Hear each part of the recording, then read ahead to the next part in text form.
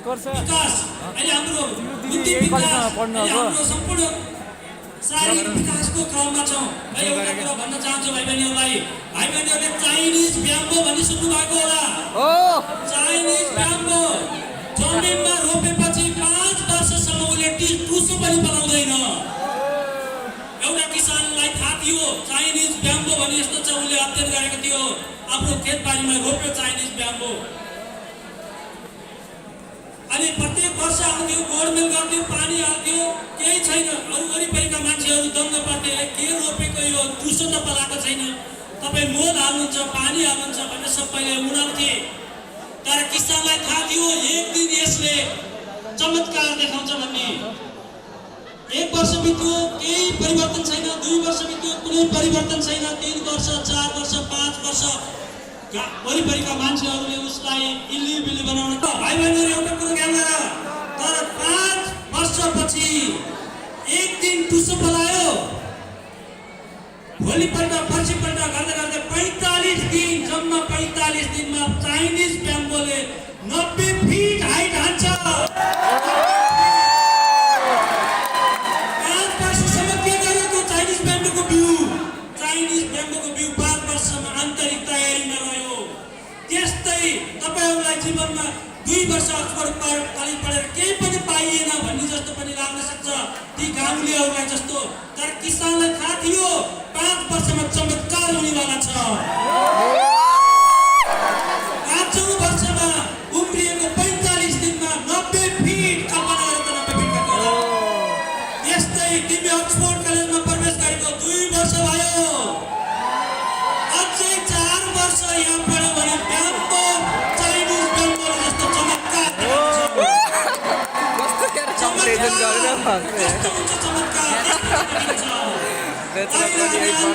तयारीको आन्तरिक तयारीमा छौँ।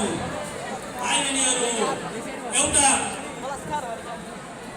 पढ्न त जहाँ पढे पनि हुन्थ्यो, अक्सफोर्ड कलेजले किन छाड्नुभयो भन्ने कुरो पनि आउँछ। भाइ बहिनीहरूलाई भनिरहनु पर्दैन, किनभने तपाईँहरूले छाडिसक्नु भएको थियो। 2 वर्ष अगाडि नै तपाईँले सही डिसिजन गरिसक्नु भएको थियो। म एउटा प्रसङ्ग जोड्न चाहन्छु भाइ बहिनीहरूलाई। एउटा कुखुराले ओथार बसिरहेको ठाउँमा, कुखुराले अन्डा पाइरहेको ठाउँमा एउटा चिलको अन्डा संजोग ल्याएर निस्कियो। 22 दिनसम्म कुखुराले तातो बनायो, चल्ला निस्कियो। अरू 21वटा चल्ला कुखुराको, एउटा चल्ला चिलको। सबै अब कुखुराको चल्ला 21वटा छ, एउटा चल्ला चिलको छ। उसलाई थाहा छैन म चिल भन्ने, कुखुरालाई पनि थाहा छैन यो चिलको बच्चा भन्ने, उस्तै उस्तै थियो। अब चिलका कुखुराका बच्चाहरू हुर्किँदै गए। कुखुराको माउले खोस्रिन्थ्यो, चल्लाहरूले पनि खोस्रिन्थे। त्यो देखेर चिलको बच्चो, त्यो पनि कुखुरै हो भन्ठान्थ्यो, त्यसले पनि खोस्रिन्थ्यो। एक दिन ठुलो हुँदै गयो, आकाशमा माथि सर उडिरहेको एउटा चिललाई देखेर सबै दङ्ग पारेर माथि हेरेर त्यो चिलको बच्चो, कुखुरे चिल भनौँ न, चिल हो तर उसलाई चिल भन्ने थाहा छैन। चिलले अरू साथीलाई सोध्यो कस्तो मजाले उडेको, हामी उड्न सक्दैनौँ भन्दाखेरि अरू कुखुराको बच्चाले भने ऊ त चिल हो, हामी कुखुरा हो, हामी उड्न सक्दैनौँ।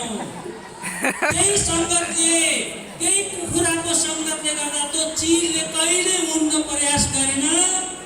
त्यो आकाशमा अरू चिलसँग सरर उड्ने सम्भावनालाई त्यो गलत सङ्गतले गर्दा प्रयासै नगरिकन त्यत्तिकै कुखुराकै जिन्दगी बिताएर कुखुरासँग मर्यो।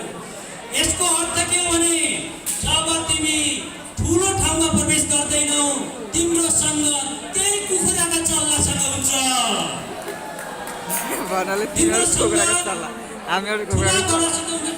तिम्रो सङ्गत ठुला लक्ष्य लिएका मान्छेहरूसँग हुनु पर्यो, नत्र भने त्यो चिल सम्भावना पनि हुँदाहुँदै पनि कुखुराको जिन्दगी बिताएर मर्यो।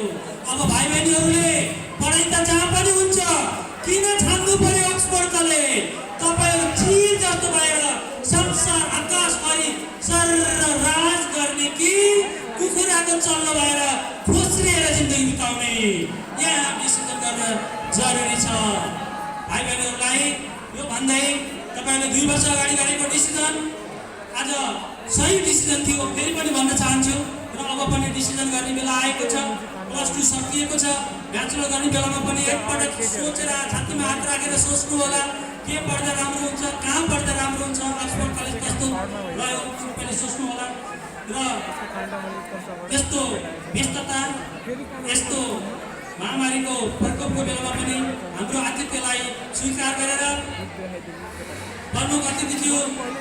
हामी सानोमा हुँदाखेरि उहाँको हास्य टेली सिरियल सुन्थ्यौँ, हेर्थ्यौँ, असाध्यै रमाइलो लाग्थ्यो। अस्तिको प्रोग्राममा पनि हजुरसँग भेट भएको थियो, त्यतिखेर पनि कुरा भएको थियो। मान्छे आफ्नो लागि मात्रै होइन, धुर्मुसलाई केही कुराको कमी थियो र यो सामाजिक सोसाइटीमा केही गर्नुपर्छ भनेर आउनुभयो। उहाँ भुइँचालो आउँदाखेरि अमेरिकामा हुनुहुन्थ्यो, पैसा डलर छाप्दै हुनुहुन्थ्यो। डलर सलर छोडेर नेपालमा यस्तो सङ्कट परेको छ, नेपालीको लागि केही गर्नु पर्छ भनेर धुर्मुस सुन्तले दुवैजना उहाँका कार्यक्रमहरू क्यान्सल गरेर नेपालमा आउनुभयो। गरिब बस्ती बनाउनु भयो, गरिब बस्तीहरूलाई, गरिब बस्ती मतलब चाहिँ गरिबहरूको लागि घर बनाउनु भयो। त्यो राज्यले गर्न नसकेको काम उहाँ एक्लैले गर्न हिम्मत गर्नुभयो।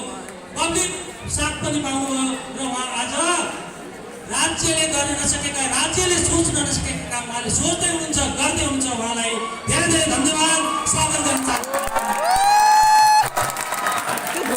नेपाल परिवर्तन हुन्थ्यो यस्तै 10 जना मान्छेहरू पनि, यस्तै 10 जना मान्छेहरू पनि जन्मिने हो भने नेपाल अटोमेटिकली परिवर्तन हुन्छ। 10 जना मध्येको एकजना धुर्मुसजीलाई हार्दिक स्वागत गर्न चाहन्छु। तपाईँहरू अर्को कुरा, 20 वर्ष अगाडि अक्सफोर्ड कलेज बन्द, एउटा झुपडीमा अहिले त्यहाँ होटल बनिरहेको छ, त्यहाँबाट सुरु गर्नुभएको हरि सरले आज सिंहदरबार भन्दा कम छैन हाम्रो कलेज। एकजना मान्छेले यति गर्न सक्दो रहेछ नि त।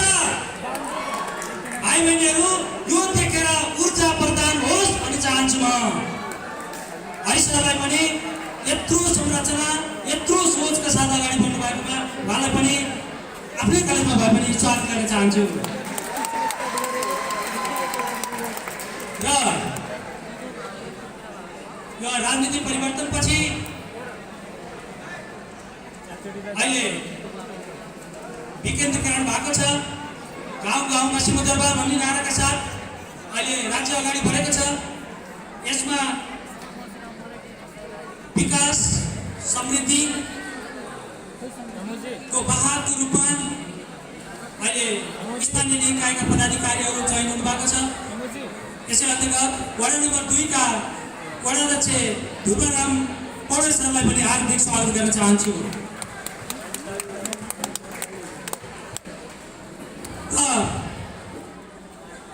मेरा प्राध्यापक मित्रहरू, मेरा कर्मचारी साथीहरू, विद्यार्थी भाइ बहिनीहरू, सबैलाई यस कार्यक्रममा स्वागत गर्न चाहन्छु। विशेष गरेर 12 आज सक्नुभएका भाइ बहिनीहरूलाई यो फेयरवेल होइन, त्यहाँ हेर्नु बोर्डहरू त फेयरवेल लेखेको छैन। के लेखेको छ? ग्रेजुएसन सेरेमनी लेखेको छ। अहिले तपाईहरुलाई +2 पास गराएको खुसियाली हो यो। भाइ बहिनीहरूलाई +2 पास भएको, +2 सकेको खुसियालीका साथसाथै ब्याचलर लेभलको लागि स्वागत कार्यक्रम पनि हो यो। सम्पूर्ण भाइ बहिनीहरूलाई स्वागत गर्न चाहन्छु। सम्पूर्ण महानुभावहरूलाई स्वागत गर्दै फेरि भन्न चाहन्छु, स्वागतम स्वागतम सुस्वागतम।